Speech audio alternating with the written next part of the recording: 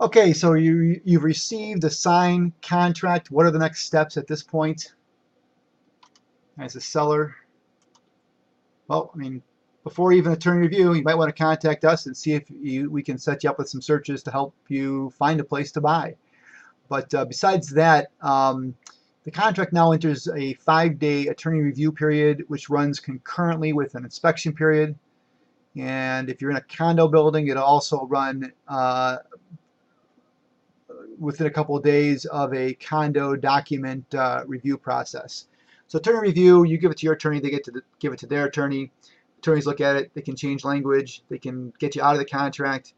They can't change the price, but during the inspection where the buyers have a third party come out to inspect your house, if they turn up something that they weren't aware of, they may ask for that to be remedied either through a credit, which is the most likely scenario, $500 at closing or whatever out of the proceeds, or you to rectify the situation prior to closing.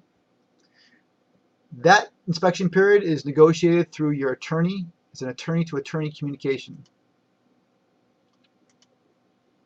Association docs, if you're involved in a condo association, or there's basically an Illinois Condo Act where you have to provide certain documentation to the buyer, and financials and rules and regulations and stuff like that is usually a part of the standard boilerplate contract. So you'll have a couple days to go to your property manager, dig those up, and or your condo board, and shoot those over to the buy side, the buyers that is.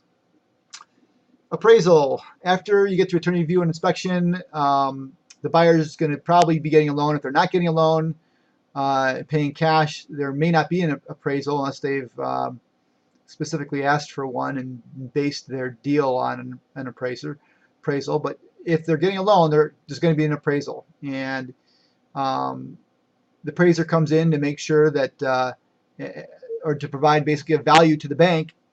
If the value comes in too low, the bank may not finance the property, or may require the buyer to put up more money in order to purchase the property.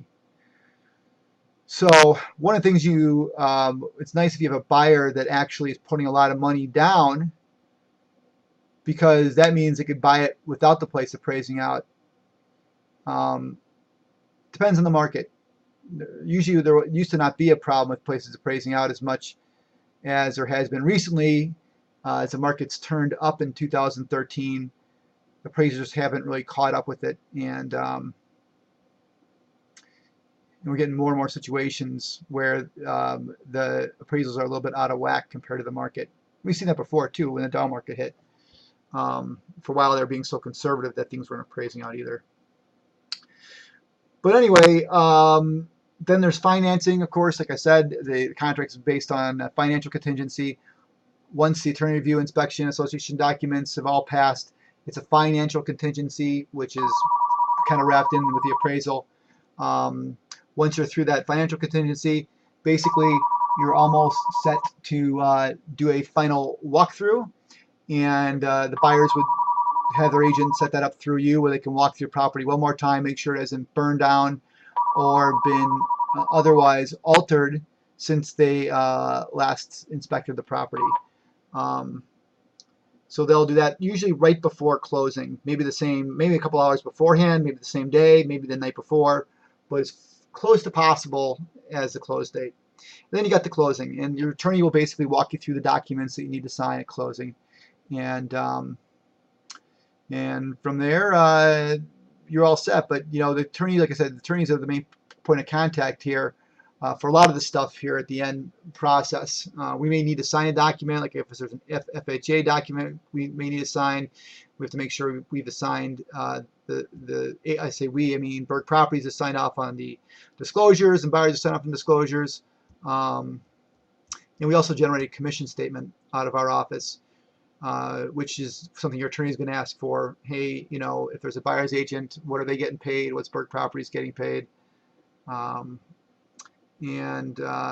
that's pretty much it. The only money, just to reiterate again, we talk about this to clients initially in the process whenever we get a chance to. But if there's a buyer's agent involved in the deal, let's say the commission is 2.5%. That buyer agent ends up getting paid 2.5% minus 250, and we get paid $250. It's a situation that occurs in all full service listings, well, 95% of all full service listings as well, where there's a small fee at the back end that's paid from the listing, or the buyer's agent to the listing broker. It's nothing new, but just wanted to reiterate again, so there's no surprises. We do get $250. Your total amount that you is still going to be the same. It's going to be the money you paid us up front, plus if your commission that you agree to is 2.5%, that's all there is. Just the way that 2.5% is, the way that's divvied up. 2.5% minus 250 to the buyer's agent, and $250 to us. We may change that fee too.